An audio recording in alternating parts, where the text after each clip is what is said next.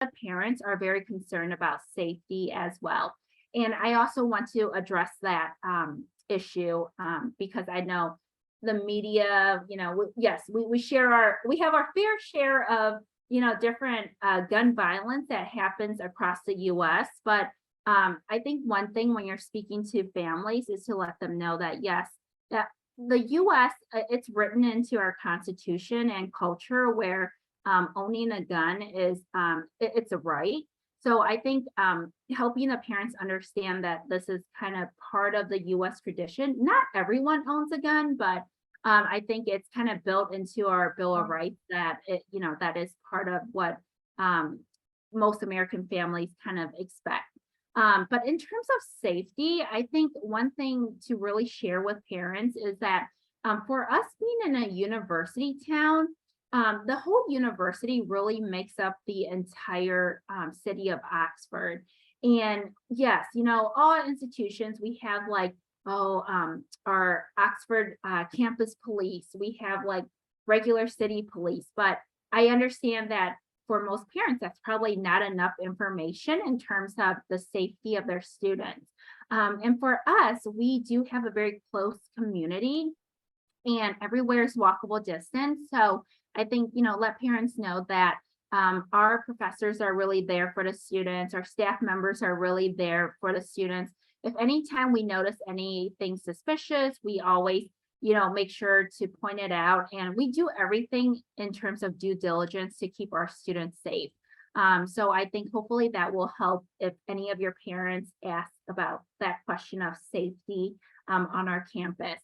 And then in terms of like flying to our university, the airport most of our students will fly into is the Cincinnati International Airport. The full name is the Cincinnati Northern Kentucky International Airport. And that's 1 hour away from our campus. But during orientation, actually, it's this week for us, Thursday, our school will actually be driving a bus down to Cincinnati to pick up the students. And actually, a lot of the parents are coming along with the students as well. So it's very easy to get into the US in terms of accessibility. So, if you're coming from Vietnam, it's like probably a flight to Japan before you hit like, I don't know, Dallas, Texas, and then one more flight to Cincinnati, Ohio. And then from there, you could, get to campus in an hour. And then in terms of the seasons, so that's also very important. We do have 4 seasons in Ohio. We have like winter, which, happens between the months of, actually December to maybe late February. And then March is when spring kind of happens. And as you can see from this picture, it's very beautiful. The flowers are blooming again. And then summer, usually students are off campus, either doing internships. If you have some students who want to take like summer classes, then they can also be on campus as well. Otherwise, some students are off, either returning home for the summer or doing something else in a different city. So there's that, option for our students to take advantage of if they want to get more classes out of the way. And then fall, of course, this is our quintessential photo with like the changing colors in the leaves, and everywhere on campus is walkable distance. As you're describing Miami University, I'll skip this video, to your students is that it is a complete opposite of Vietnam. Like, yes, Vietnam is super busy, crossing the streets, you need to just keep going. But yeah, on our campus, like everywhere is walkable distance, and there's lots of green space. The air is very fresh and everything. So it's a very unique environment to be in. We are a mid-sized university, so we have a little under 20,000 students. A majority of our students are actually undergraduate students.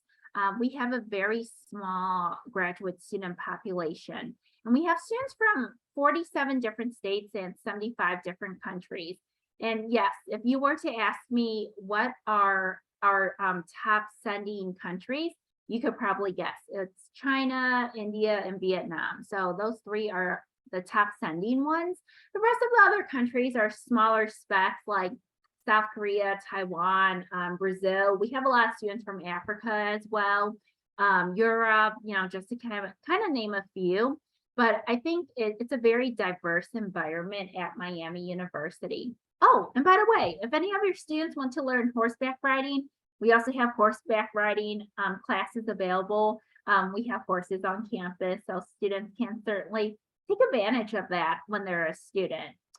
We also have like popular majors like game studies and design. Esports is also very popular. It's an up and coming major if any of your students are interested in it. And I think a huge selling point for Miami University is that we are an original public Ivy League institution.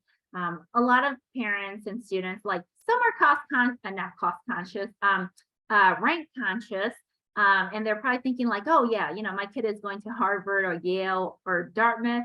But for us, those institutions are the private Ivy League institutions. And for us, we're the public Ivy League institutions. And in the US, there's a very small group of US institutions that are designated as a public Ivy League institution. And Miami University is one of them. They're basically getting the same education that they get at Harvard, but at a public school price. And plus we have scholarships. So if the parents are really looking for that really perfect opportunity, then Miami University will be a really good fit for them.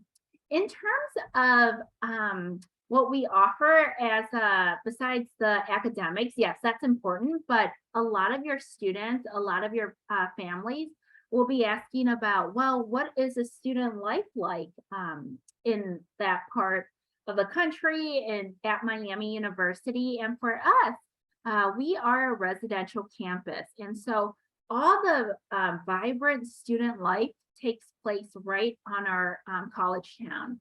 And for us, a lot of the rooms have like 2 students to a room.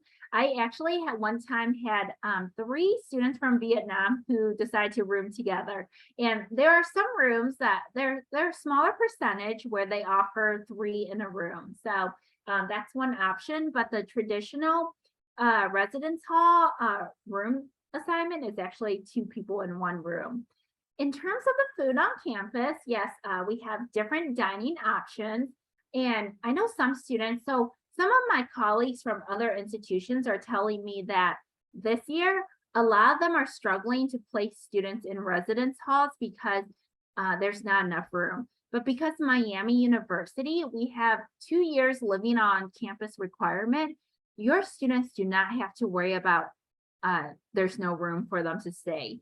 There is a place for them regardless, if they confirm on May 1st, if they confirm on April 30th. So we do want to make sure our students are well taken care of. And we also have a student center that is right in the middle of campus. And, like you could see from this picture, students stop by, do some homework in between classes, and really just a place for our students to relax. It's a newer building, so if you ever go inside the interior, if you are ever on campus, if you ever come to visit us for the fly-in, we'll be more than happy to take you through it. In terms of our philosophy at Miami University, we have a saying, it's called love and honor, and it really encompasses what we want out of our students is that, it's not just an identity, but it's really a way of life and making sure that our students are contributing to the community. In terms of like the entire environment at Miami University, it's a really special place. And yes, some of your students might think that, what, I want to attend school in a city. That is completely fine. But Miami University is located on a college town.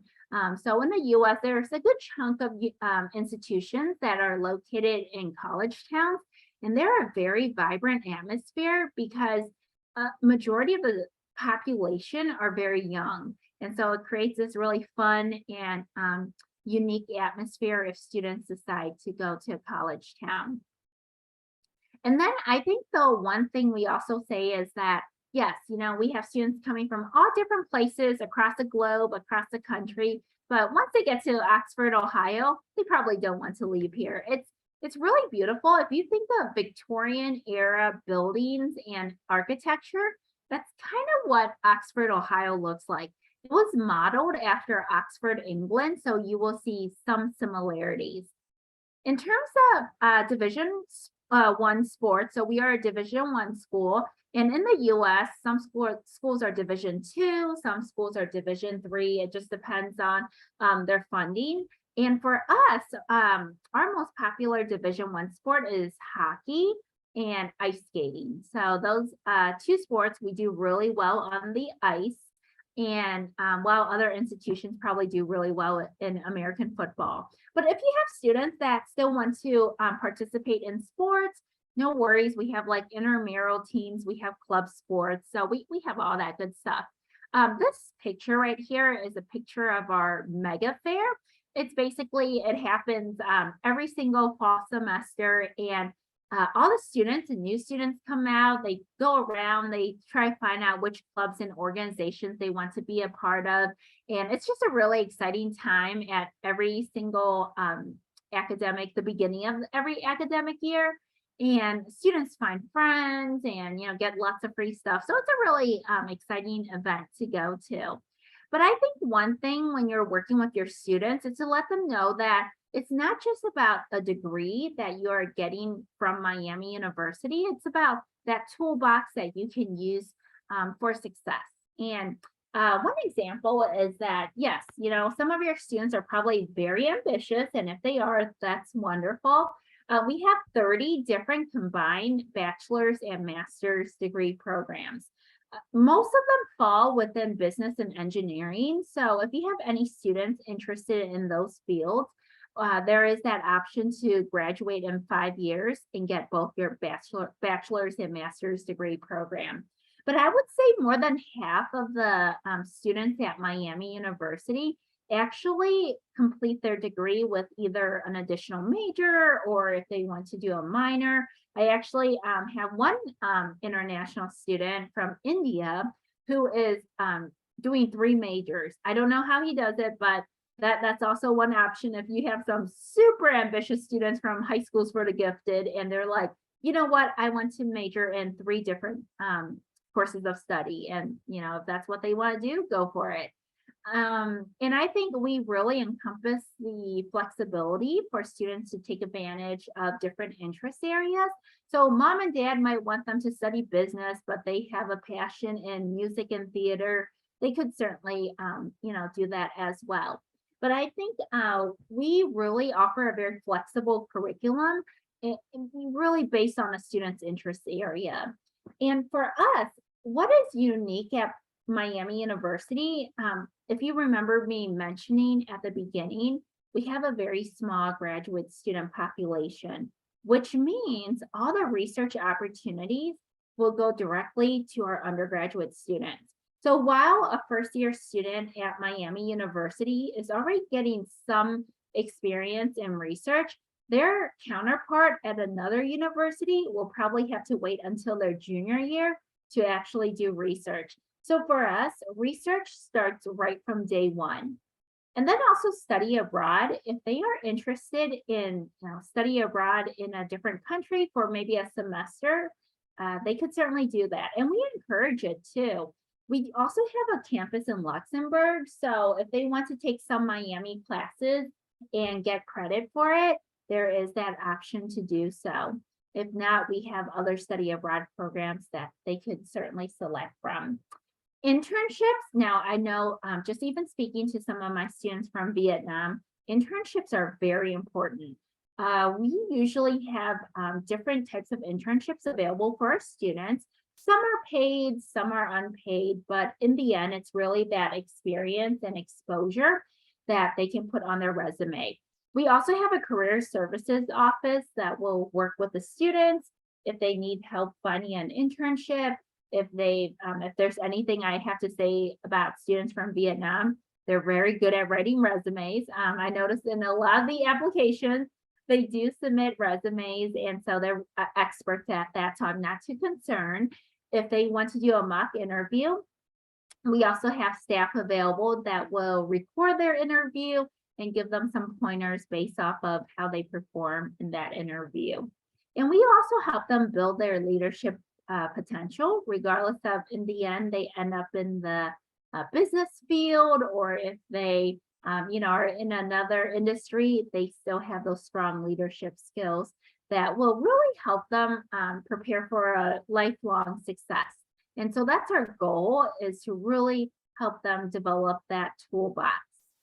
Now, in terms of the different majors, now, Miami University, we do have a huge chunk of majors, over 120 plus different majors. We could spend all day talking about the majors, but I just want to kind of go over the general groups of studies. So first of all, the College of Arts and Science. This one is our largest and most diverse academic division. We have everything from anthropology to zoology. And if you have any students from Vietnam who are undecided, they could certainly start off in the College of Arts and Science, where they could take classes that will count towards graduation, but at the same time, help them select a major that they want to go into. You have a student interested in biology, they will be in the College of Arts and Science.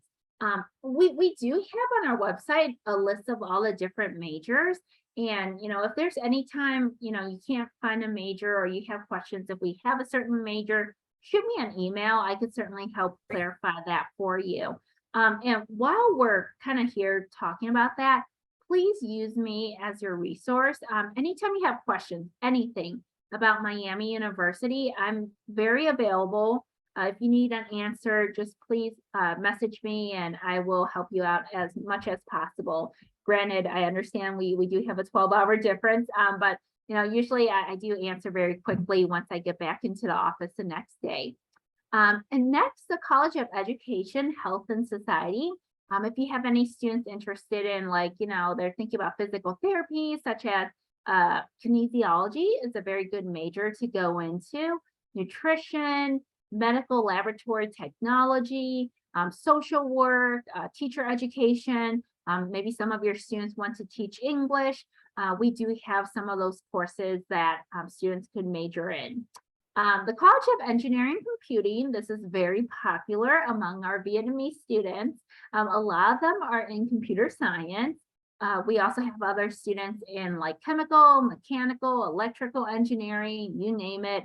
If they want to go into paper science, or if they want to go into you name it, just general engineering, we have all those options, but you will tend to find a lot of our Vietnamese students in this division. Also, I think another upcoming major that I want to throw out there is data science. And data science is in the College of Arts and Science, but it's really a growing field. And I would highly encourage any of your students who are kind of borderline, they don't know what to do, maybe throw that major out to them and see how they feel about it. College of Creative Arts. So, if you have any students who are in, maybe from the international schools, and they want to go into architecture, theater, music, it does require a portfolio or audition, depending on the major that they want to go into. And then finally, our Farmer School of Business, which is a highly ranking business school, and also very popular among our Vietnamese students. I do want to kind of throw out there supply chain management. Nowadays, I think that is very popular as more students are buying things online and they want to understand the whole logistics of it. So if you want to, talk to your students about supply chain management, entrepreneurship, we have students who want to start their own businesses. Traditionally, we're very strong in finance, accounting, and marketing. And those, I would say, are probably some of our most competitive majors to get into, but they're very popular, and what Miami University does really well are in those majors. So honors opportunities. Now, I know a lot of your students are high ability students, and if any of them want to go into the honors college, if you complete all the honors requirements during your 4 years, at graduation, you will get distinction. And there's also a very specific residence hall just for the honors students. So that's one option. It doesn't matter what major you go into. On the application, the student just needs to mark honors. And that way we will know that that is something that they're interested in. Oh, also new this year. In the past, we made all of our students submit an essay for the Honors College and Proficiency Scholars, which I'll explain in a hot second. They no longer need to write an essay for that component. So this is a new change for this year. All they have to do is check a box. So making the process a little easier. Proficiency Scholars is more specific. It depends if you want to go into the humanities, business, engineering. The professors actually select these students. It's usually a very small group of students. If selected, they will get an additional $1,000 to $2,000 scholarship that could also be applied to their whole scholarship package. And then finally, our Presidential Fellows Program. This one is our most competitive academic division, not division, most competitive scholarship program. And this one, it covers tuition, it covers housing, and they also get an additional $5,000 enrichment fund, which they could use for study abroad or research. And the very first, this program started probably 5 years ago. The very first international student that we awarded this scholarship to was from Hanoi, Amsterdam. So a very strong student indeed, but just know that each year we select about 15 students and only 2 spots are reserved for international students. So while this one is kind of far-fetched, but I still encourage all of my students from Vietnam to apply because you never know. Sometimes there might be something compelling about your application and you get invited to be a finalist. And for us, I think our commitment to teaching is what makes our education so strong. Our professors are really there to work with the students. They all have office hours. They're open to having students join them on their research projects. And so I think that really makes up for a really strong experience at Miami University. In terms of student resources, now I'm sure you will get lots of questions about that later on in the recruitment funnel. Once students start getting admitted, they will ask you about resources from a certain institution. So for us, we have International Student and Scholar Services. Anytime your students have questions about their I-20, their visa, or any other issues across campus, they are the advocates for international students. So let your students know to make sure to go to them if they have any questions, and they're more than willing to help. The How Writing Center, I highly encourage students to use. It doesn't matter if you're an American student, if you are a student from a different country, utilizing the service is important because it just helps sometimes if you need to turn in a paper and you just need a second set of eyes on it. And then the Center for Career Exploration and Success, like I explained earlier, they're really there to provide all the tools for students if they need help with resumes, mock interviews, finding internships. They're there to help the student. International student orientation, is really to prepare the student for their on-campus experience. We provide students with all the information they need to be successful. And we will make sure that when they first arrive, we pick them up from the airport. So it's a support service.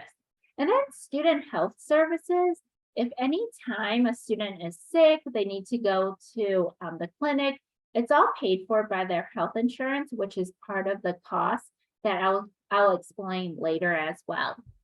So that's pretty much what the general overview of Miami University is. But I think in the end, to let students know that I would say a majority of our students have a very high success rate. A good majority of them are in graduate school or in their first time job 6 months after graduation. So I think we really stress that to our students. And even the value of a U.S. Degree is that a lot of employers are really seeking employees who have that international experience. And to just kind of show you a couple examples of students that have done really well, it's a good mix of international slash US students. But you could see like students have all different types of majors, and from there they're just doing different things. And some students are working for startups, and some students are working for the foreign service. So it doesn't matter what your major is, but I think it really takes you far. And we might have students from, I don't know, like Ho Chi Minh City working in London, or we will have someone from Chicago working in Singapore. And so it really opens up the opportunities for our students to go all across the world. And then let's kind of switch gears and talk a little bit about what is the most important information to you. So yes, you spent like, half of the time learning about, how to really promote Miami University. But then at the same time, once you finish promoting the university, they will have questions about how to apply. So just to kind of go over some general information about applying to Miami University, if anything, I think the takeaway message is to let your students know, apply by December 1. That is a priority deadline, not only for admission, but also scholarships. So if you walk away today with anything, just remember December 1 for fall semester. And priority 2 is February 1st. And usually, yes, we'll still have applications come in up to February 1st. And yes, we'll still consider them priority, but the most priority will go to students applying by December 1. And those are fall semester dates. Spring semester, I think most of our students from Vietnam that come during spring semester are either those from the community colleges in Seattle. So we tend to get more of the transfer students in the spring semester. But in terms of the traditional 4-year student from Vietnam, they tend to come more often for the fall semester, since that is truly the start of a new academic year. And in terms of when we will release decisions, it's rolling admissions. Now, I know some of you might reach out to me later and say like, hey, so-and-so applied, when can we get a decision?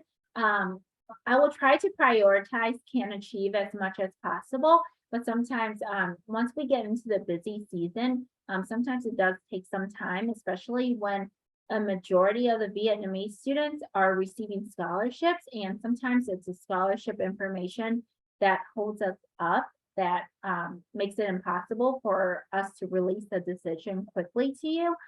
So I just ask for your understanding, if we come to that point, because it's usually a good thing, because we're still figuring out the scholarship information.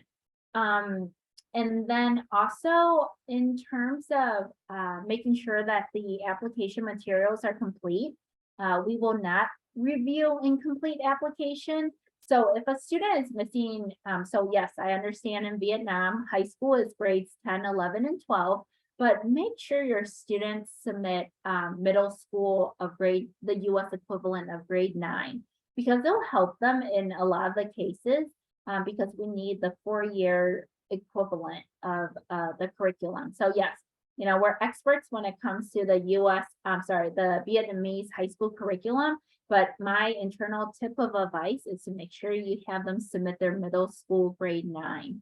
And once we release a decision, students have until May 1 to complete their confirmation. And that's for fall semester.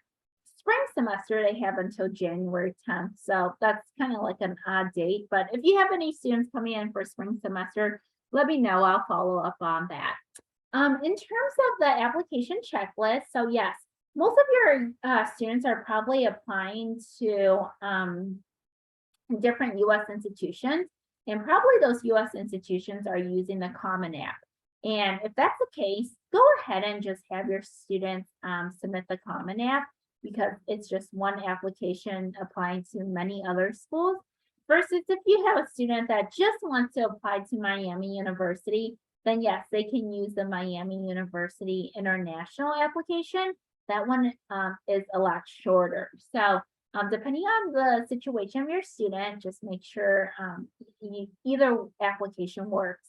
And one thing I do really want to stress this year, um, on the application, regardless if it's Common App or the Miami University International application, please, please, please, please make sure that Can Achieve is listed as the agent up front. Because I think, like I said earlier, I think there will be a stronger crackdown this year for anyone who tries to claim a student afterwards.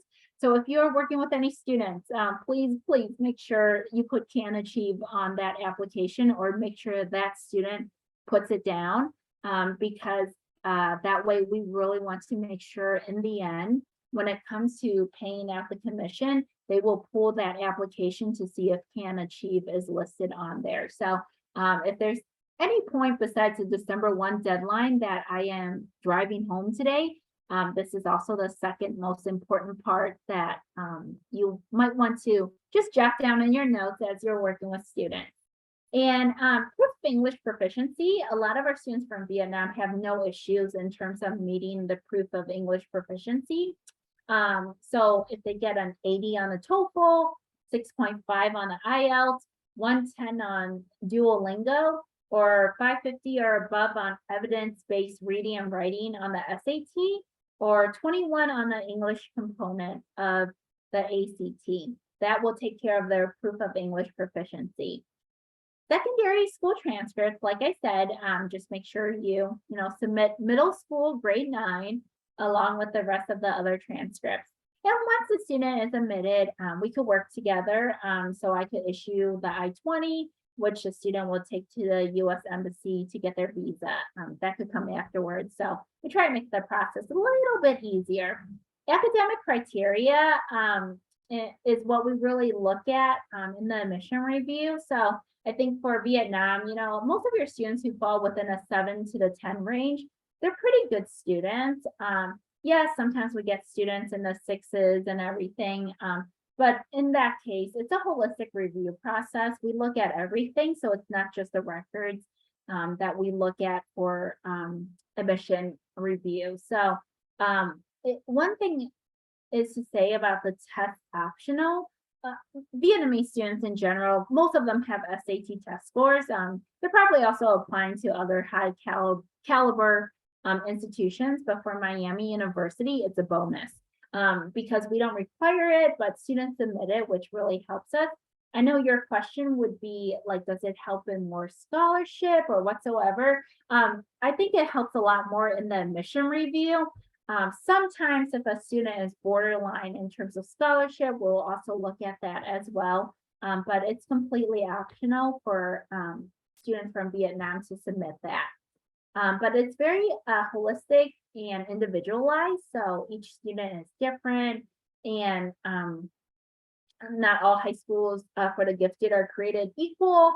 So we try to really look at that. And we have a pretty good grasp of all the different high schools in Vietnam. So rest assured that, we usually give bonus points to really help the student out as well. Divisional consideration, like I said, business is our most competitive academic division.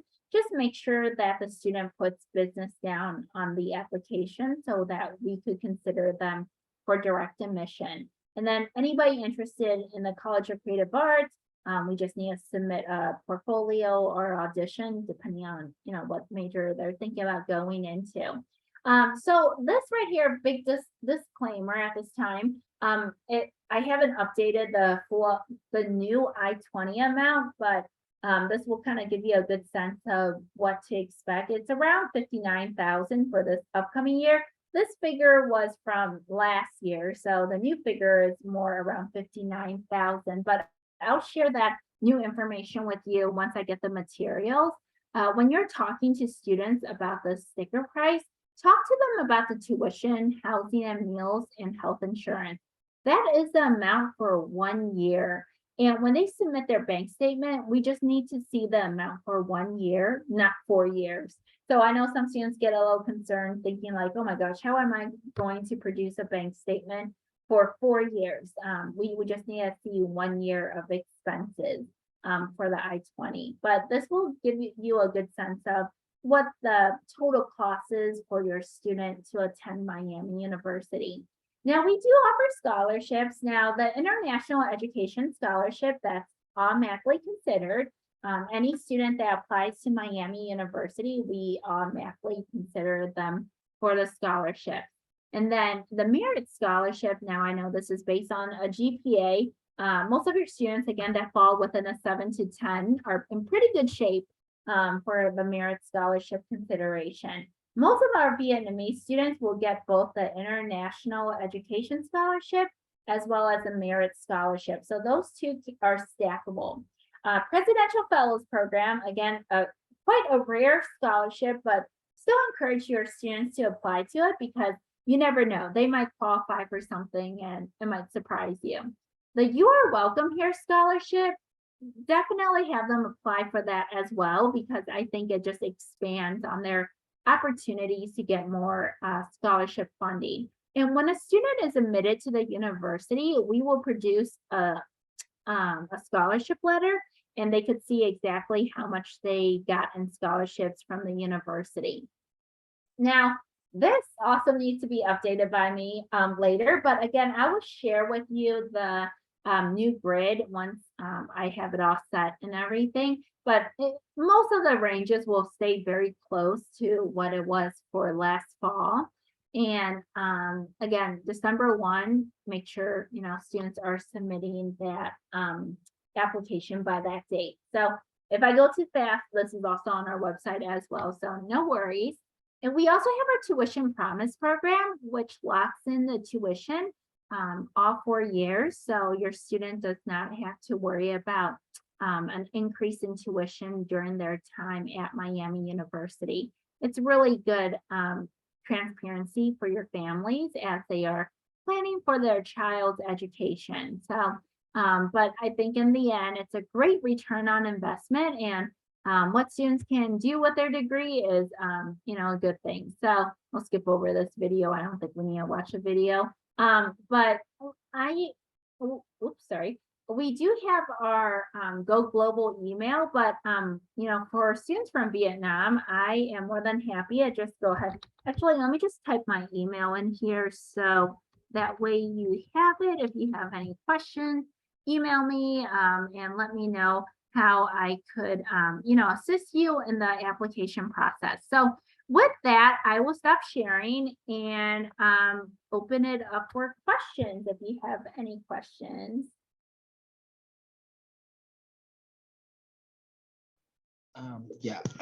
Chào quý vị, quý anh chị agent thì nếu mà mình có câu hỏi nào có thể unmute để hỏi trực tiếp cô Mindy hoặc là mình type vào trong chat box thì em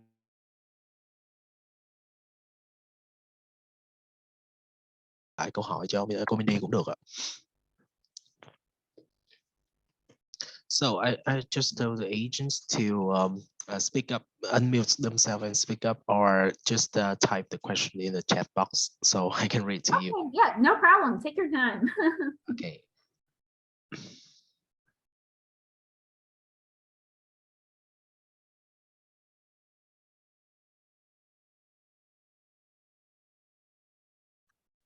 Quý anh chị có bất cứ câu hỏi nào về admission hay là về scholarship hay thậm chí là thông tin về 2 năm đầu phải học sinh phải sống tại campus thì có thể là đặt câu hỏi với cô luôn ạ.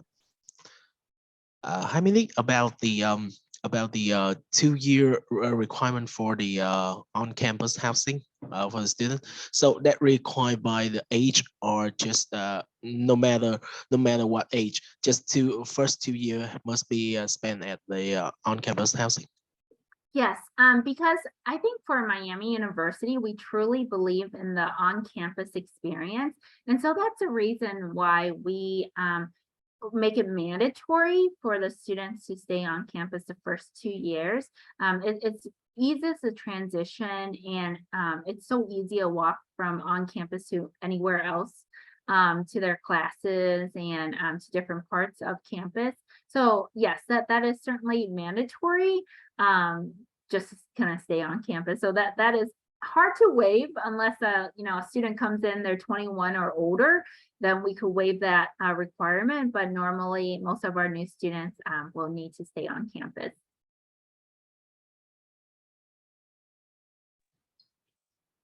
Hi, Mindy. Yes.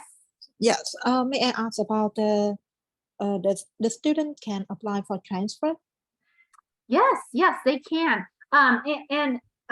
Yes, we sometimes have a very small percentage of students from Vietnam that transfer from universities in Vietnam. A majority of our Vietnamese students actually come from community colleges in the US. So we tend to see a lot more of that. This year I saw maybe just a very few directly from Vietnamese universities. So yes, we certainly will admit transfer students.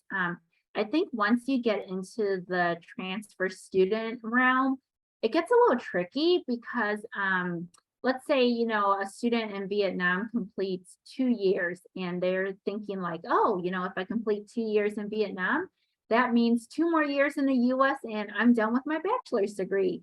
That's not necessarily true. Sometimes not all the credits will transfer. So sometimes they might need 3 more years to graduate with a bachelor's degree versus let's say we have maybe a Vietnamese student coming from one of the Seattle community colleges.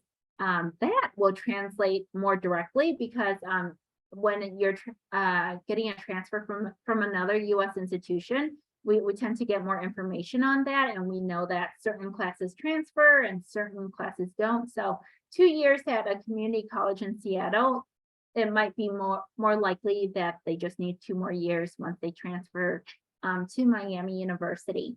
And then the most successful transfer students are the ones who transfer after 1 year at an institution outside the US, because the more years they spend at their home institution before transferring, the longer it may end up taking them to complete their degree, just because of the transfer credit. So in that case, the student still must to stay on the campus for 2 years or no need? Oh, if they're a transfer student, if they are 21 or older, they do not have to live on campus. They could live off campus. And then also another way to waive it is if they have family members within a 50-mile radius, then we could probably waive it, but that's probably not reasonable for most of our international students. Or if they have an associate's degree, then we will probably waive it as well. So yes, transfer students are very different. They're a very different situation than our traditional four-year student. But I could work with you on any specific transfer students that you have coming in later.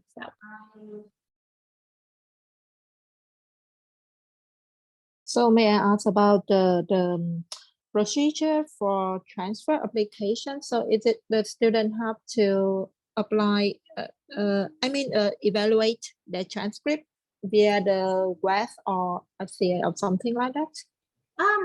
So the transfer application is very similar to the first year application, but maybe just with some additional requirements.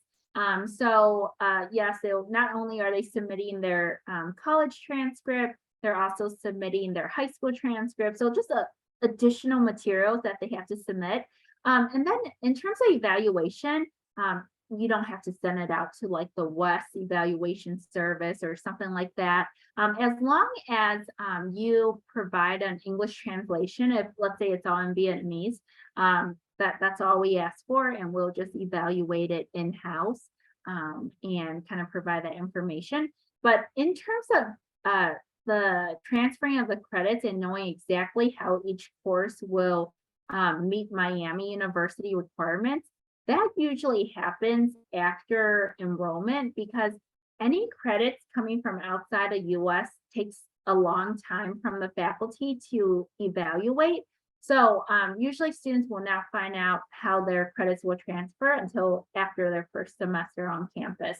So not the most ideal situation, but I want to be very clear on what will happen, when they go through the transfer process. But the rest of the admission process is very similar to a first year student. Yes, thank you. Teacher, in You're charge of the admission for undergraduate only. So how about the graduate program? Graduate programs, good question. So it's really weird at Miami University where the undergraduate office is completely separate from the graduate office, and they handle the graduate applications very separately. I think right now Can Achieve's contract is mostly undergrad. I'm going to double check on that because in terms of graduate recruitment, I think that needs like a separate contract in terms of, if you're talking about a commission standpoint. I could double check on that, but I don't think we have graduate written into the Can Achieve contract right now. But yes, it's quite a different process from undergrad. Great question.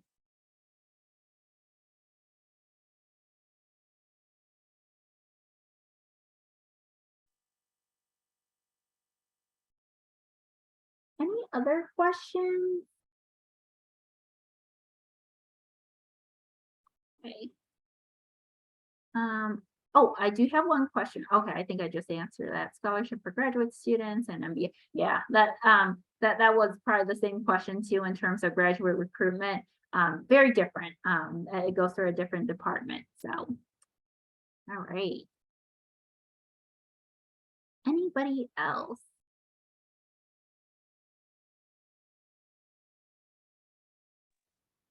Sorry for maybe I coming late. So may you share something about the environment and living style in the Oxford, Ohio, Yes. and what industry, almost the development industry in this area? That means Oh, for the student can find the job after graduation. So yeah. I mean, what? That's a great question. In terms of the industry, so Cincinnati is 1 hour away from Oxford, and in the past, I'll use this student as an example. She's from Ho Chi Minh City. She ended up getting a business degree from Miami University, and she worked in one of the big banks in the Cincinnati area. Cincinnati pulls a lot of Fortune 500 companies.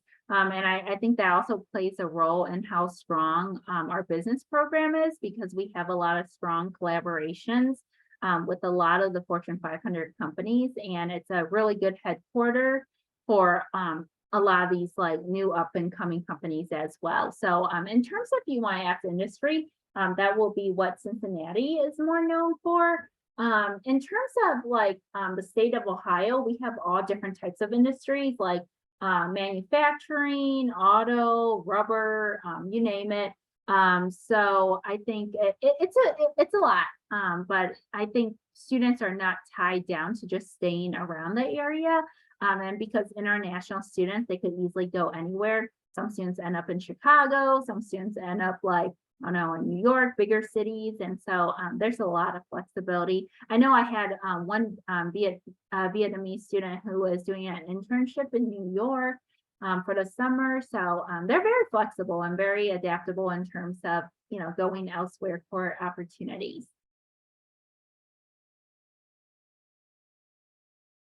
All right. Any other questions? Maybe I was crystal clear already. So, well, if you don't have any questions, I just want to say thank you for joining me on the session, and always reach out to me. I'm your best resource. If you have any questions about Miami University, about a student applicant, I'm more than willing to help you out on that. But yes, Tom, I saw your message. I will definitely stay, after everyone leaves, just to chat a little bit more.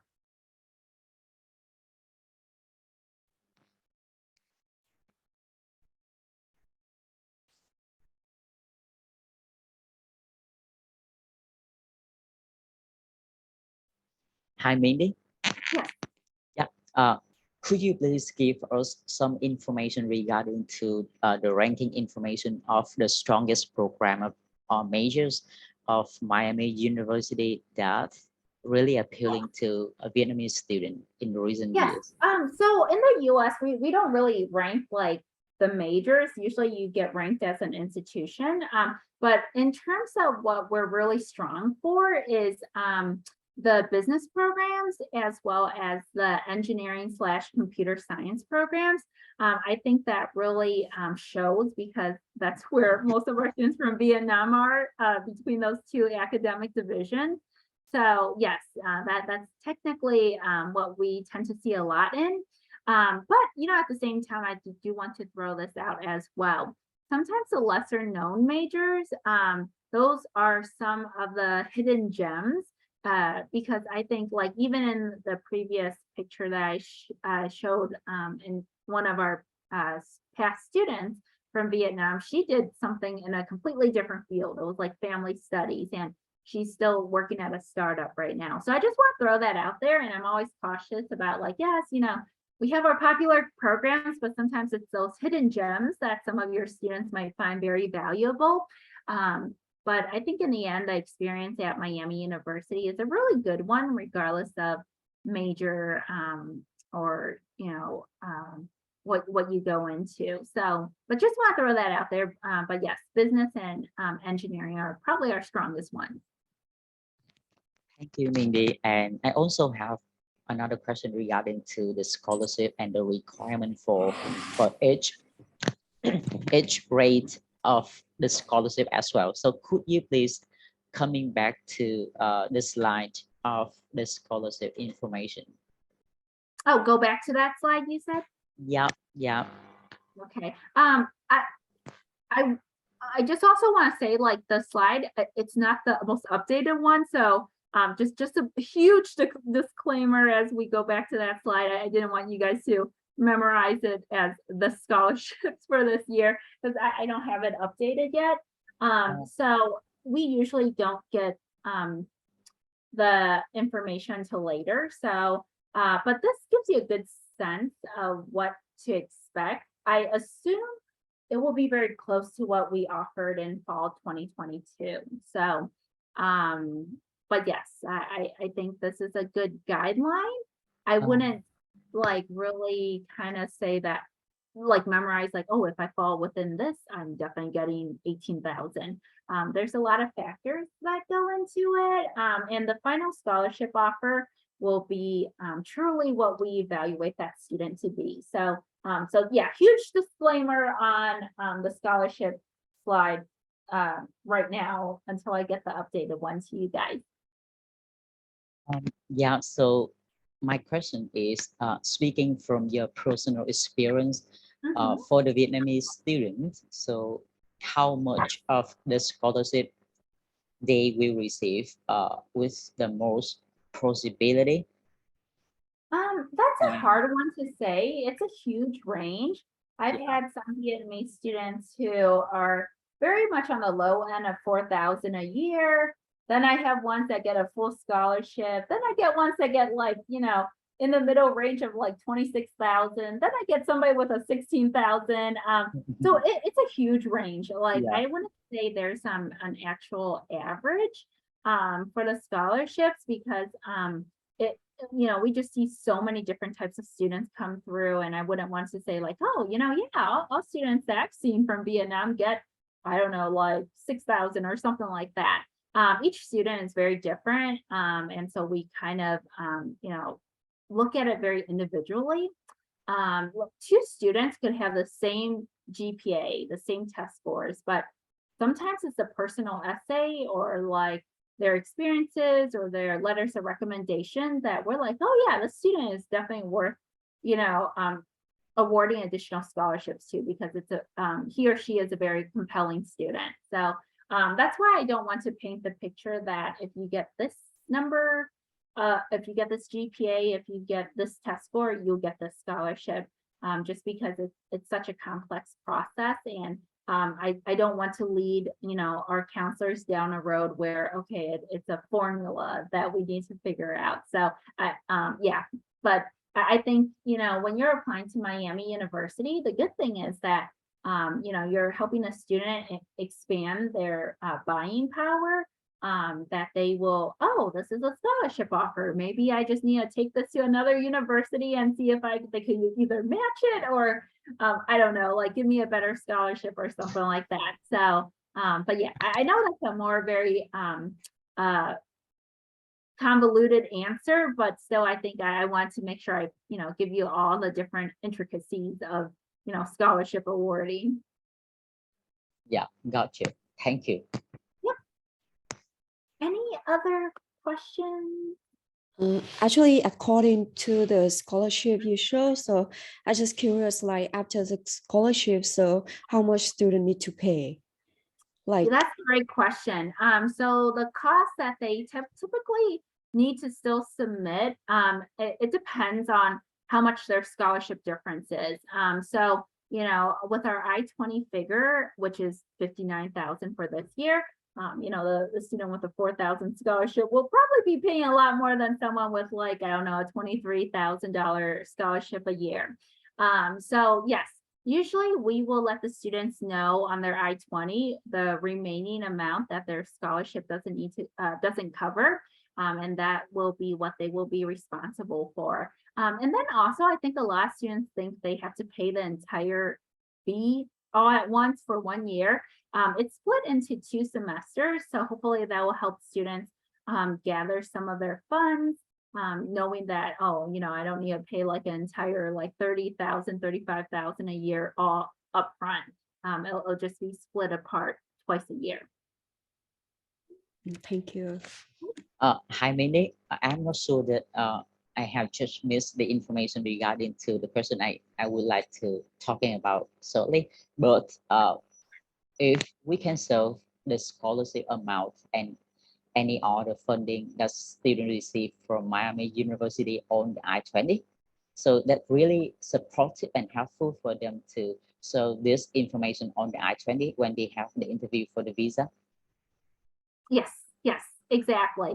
Yeah, when we issue the I-20, we will put the scholarship in, and the visa official will easily see, oh, okay, you still need to pay 40,000 a year after scholarships.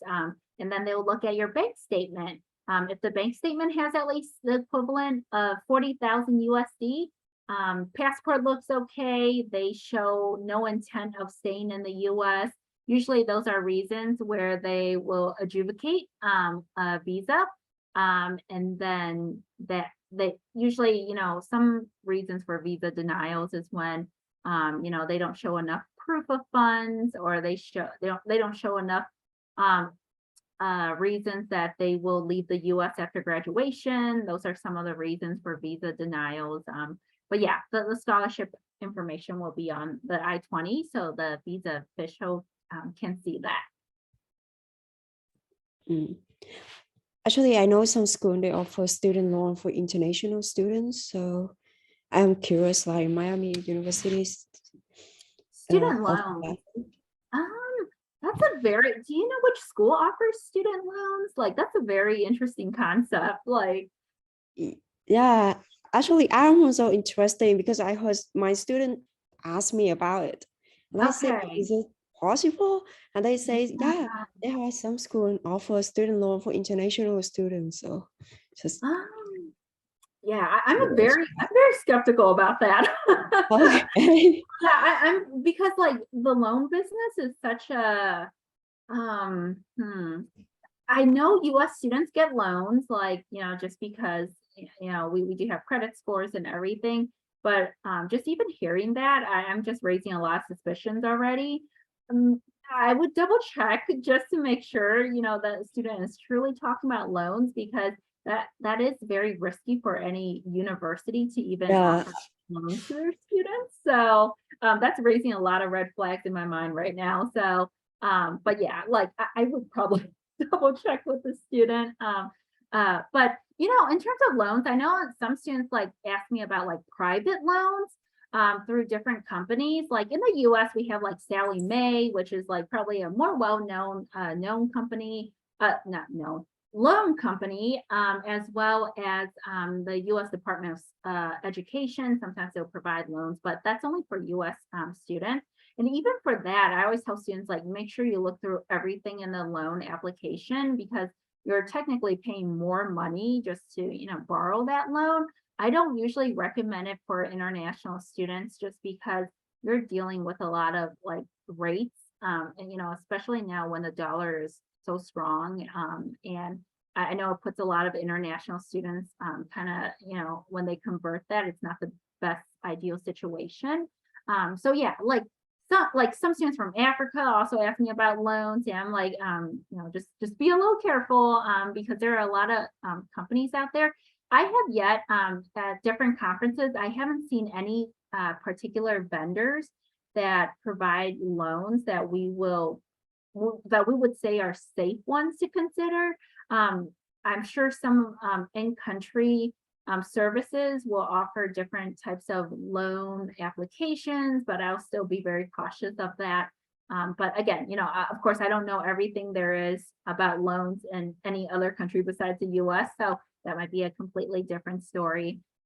So yes, I think that's something that will probably need a little further investigation. Oh, and then also feel free to let your students know that yes, they could also still work on campus and kind of earn money, some additional pocket money. I wouldn't say it's money to pay for tuition, but if they need some additional pocket money just to spend on different things, that's also an opportunity. I know our office always hires students, and some students are working like 3 different jobs just to kind of help support themselves.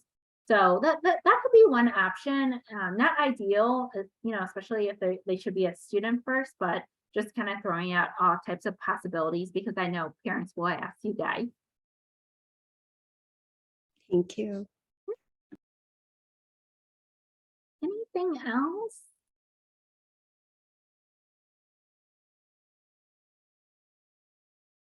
If not, well, I just want to say thank you again. You guys are asking some wonderful questions, and just again, feel free to use me as a resource, and just say, it's been a pleasure to meet all of you guys virtually, hopefully one day in person, and I hope you guys enjoy the rest of your day then. Yeah, thank you so much for your joining this session today with Pride Candidate and Miami University. We really appreciate it. So if you have any further question regarding to Miami University, you are more than welcome to contact Pride Candidate in Ho Chi Minh City. Tom will support you with all inquiries, and in Hanoi City and the other province, our partners can approach to Helen. She will give you a good support. And in terms of the presentation, Mindy, could we have the presentation and send to our agent?